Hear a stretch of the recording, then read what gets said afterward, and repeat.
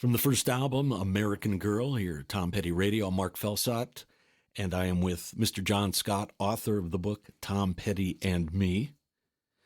So, John, the first time you see Tom Petty and I should explain, John was a record guy. Right.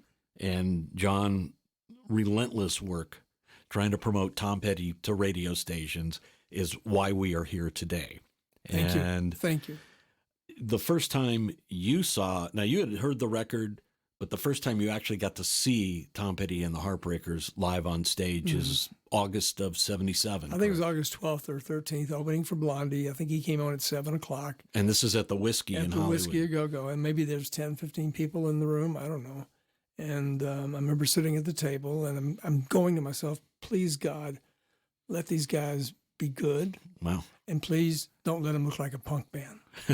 And they came, and then I saw the Vox amps on the stage. And I went, that's a pretty good sign. And they came walking out, and each one of them had their own coolness. I mean, Tom had the scarf on, and and then Stan Lynch was popping his hair back, looked like Ringo Starr. And they came out and did Carol, Oh Carol. And at that minute, I knew this was a rock and roll band. And then the second song is Breakdown. And that's when Charlie Kendall said he was going to start playing this record heavily. And Charlie is program director of a radio station in Los Angeles. Right, a new radio station, yes. And, but just the experience of seeing the band and realizing they're as good as you had wanted them to be, and even better. Even better than I thought. Yeah, because I had no idea what I knew I had heard the record. Seeing them, it just cemented the whole thing. I mean, my God, they did a 30-minute set, no encore. And I looked at Charlie and I said, I think this is like a new beginning of rock and roll or something. Like I remember saying something like, this is like, I can't remember what I said, but I just looked, it was like literally, this is the future of rock and roll, this band. And he said, you're exactly right. As you got to know Tom over the years, you certainly got to know him much more on a personal level, and your families got to know each other. Yep. I mean, for you, was it easy to separate your working relationship with him and growing this friendship of families getting to know each other? Yeah. And what was that like? Oh, it was really easy because my first encounter at the Whiskey, when I went upstairs, he threw me out of the Whiskey because he thought I was a nut job working for ABC Records, which I understood. But a week later, when he called me and invited me over, right away we became friends. And we both were actually from Florida. I was born in Florida. Never told anybody that, except you and the world now. I did not know that. Yeah, but my mom happened to be there. But anyway, when he said, where are you born? I said, Florida. He's like, oh, my God, we're from Florida, too. Anyway, so we went outside and completely bonded that night. And I remember we smoked a joint. We started talking about each other. And he asked me about my career, and I didn't tell him anything about Johnny Cougar because I thought he'd think I was a nut job, getting fired from MCA. But we went inside and he played me a Reel to Reel, Listen to Her Heart. And I completely lost it. But then he had a party and all the families came together. It wasn't always these big parties. It was mostly the road crew and friends. But it was like an instant bond between all of our families. And we spent every Thanksgiving, Christmas, Easter, birthdays at his house in Encino. And it was just like, your next door neighbor. And Tom was a funny, funny guy. I mean, that's the one thing I wanted in this book to come out, that he is a funny guy. And he's kind of shy too, but the family thing was incredible. It was like a family. And Thanksgiving in 1987 was pretty interesting. You know about that, right? No.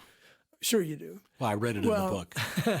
Well, that's when Tom, we were all playing softball, and that's what he loved to do. He loved to be the pitcher for both teams, and he didn't want to bat. He didn't want to play second base. Anyway, he wanted to pitch, and that's in 1987. He couldn't at Thanksgiving. He couldn't find the softballs, found the bats. And so he said, I'm going to go down to Rite Aid and get a softball. I thought, that's kind of crazy. And that's when he stopped at a stoplight and looked to his right, and there's Jeff Lynne. And But anyway, the family thing is like it was like living in a neighborhood, and your next door neighbor is your friend, and that's kind of what it turned into because that's just the way Tom was. You know, if you were a fan of his or you were loyal to him, I don't mean it in that sense, loyal, or but if he liked you, you became friends. Right. Yeah, and it was really easy because that's the kind of guy he was. He was an easygoing guy once you get to know him.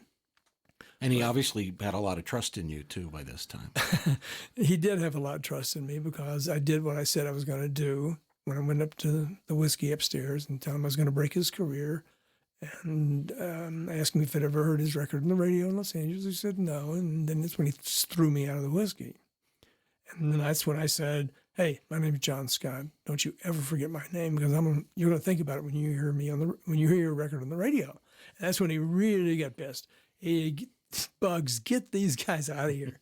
But no, and then after that, it was like the first meeting at his house. He invited me over, and we became, like I said, instant friends, and the family, same thing. We're going to play "Listen to Her Heart" next.